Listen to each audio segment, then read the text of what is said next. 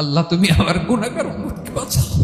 বিশ্বনবী পাগলের মতো একবার হাউজে কাউসারে যাবেন, একবার সিরাতে যাবেন, একবার পুলসিরাতের দিকে, একবার হাউজে কাউসারের দিকে পাগলের মতো দৌড়াতে থাকবেন। তার কোনো গুনাহগার উম্মত যাতে জাহান্নামে ঢুকে না যায়। সেদিন কেউ সুপারিশ করতে পারবে না বিশ্বনবী ছাড়া। কিয়ামতের ময়দানে ওই বিভীষিকাময় সময়ে মুসিবতের কালে মানুষগুলো পাগল হয়ে বিশ্বনবীকে খুঁজতে আরম্ভ করবে। সবাই মিলে বিশ্বনবীর কাছে যে বলবে, ইয়া রাহমাতাল লিল আলামিন, ইয়া খাতামান নবীন, রাহমাতাল লিল আলামিন।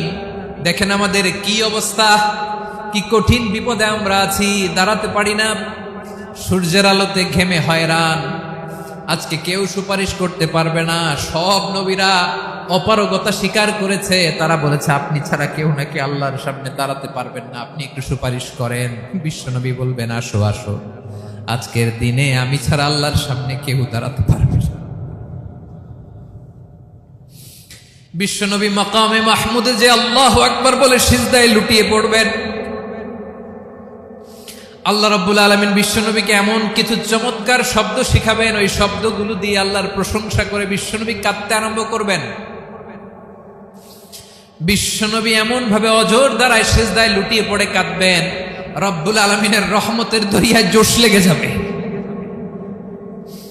রব্বুল আলামিন এই দৃশ্য থেকে সহ্য করতে পারবেন না। রব্বুল আলামিন বলবেন, ইয়া মুহাম্মদ ইরফা রাসাক, ও নবী আপনি মাথা তোলেন,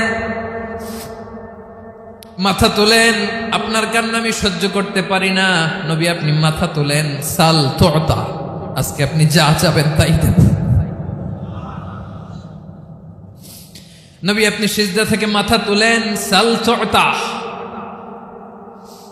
যা চাবেন তাই দেব।